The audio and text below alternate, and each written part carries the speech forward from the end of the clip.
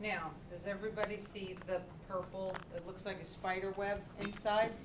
That's a group of capillaries, okay? Inside each and every villi, there's a capillary bed.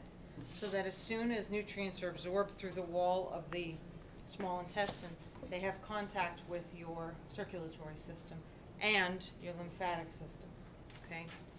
What is this big green lymphatic blob of the small intestine that we remember from when the lymphatic IDs were done several weeks ago? Payer's patch? Payer's patch, right there, okay? Can I ask that here? Yes, of course I can, and will, okay? Maybe, we'll see. This is a Payer's patch, okay? Good so far? Where these microvilli are, this layer is which tunic? You have mucosa, submucosa, muscular, and serosa. This would be the lumen, so the one closest is the mucosal layer, okay? So you can see anywhere on the villi, this is the mucosal layer. That's that tunic. Just beneath it, you see where all the blood vessels are here? That's the submucosa, okay? The mucosa doesn't have a lot of its own nutrient supply, so it has to rely on the submucosa for nutrients, yes? Just underneath, this is the muscularis externus. It's a muscular tunic, okay? The two layers are here. This is the circular layer, okay, the muscular circles. This is the longitudinal layer, laid out flat, okay? So you have the mucosa. This is the submucosa, that layer where all the arteries and veins are. This chunk is the muscular tunic. This is the circular and longitudinal muscle. And then on the bottom you see a layer of what looks like fat, but it's not, with very few arteries and veins. That's a serosa, or the visceral peritoneum. So this is serosa, muscularis externus, submucosa, mucosa. So it shows you the whole thing blown up really big. Okay? When you do the slide today, what you'll see under the microscope is a cross-section of the ileum, which is part of the small intestine.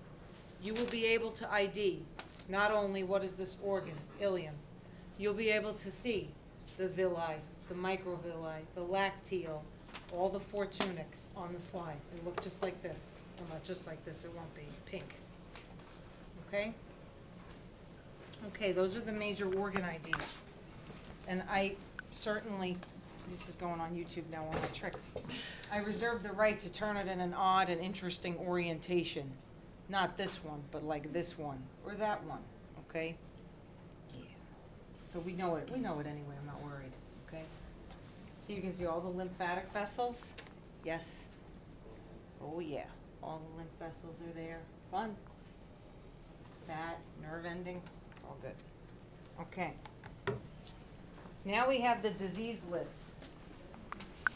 And we have our friend. This poor colon is in bad shape. It has every conceivable problem. Okay. So I typed it out rather than having you have to write all this down. A short list of diseases associated with our friend, the disease colon. Okay, this guy's in bad shape. He's got everything all in one shot. Okay, the first one says appendicitis. Right there. Okay, a bright red flaming appendix would be appendicitis. Okay. Next one says colon cancer and colon polyp. Okay. So if we look in the sigmoid colon region of this model, there's a big growth coming through the wall of the colon. Okay. The largest growth is colon cancer.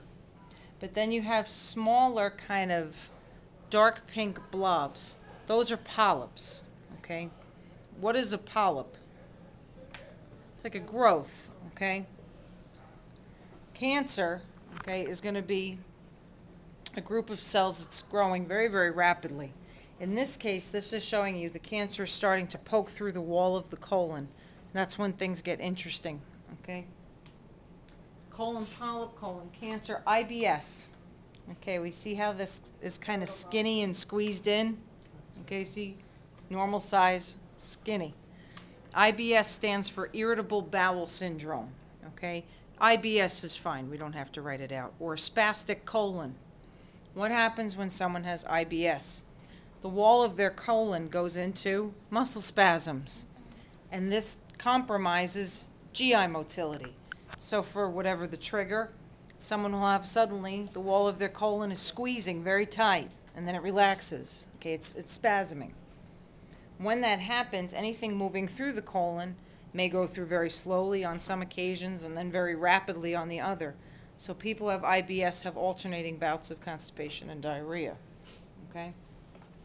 Okay, Crohn's disease. Crohn's disease is indicated here, right at the region where the ileum joins the cecum. Okay, the ileocecal valve is inflamed. What happens in people who have Crohn's disease? People who have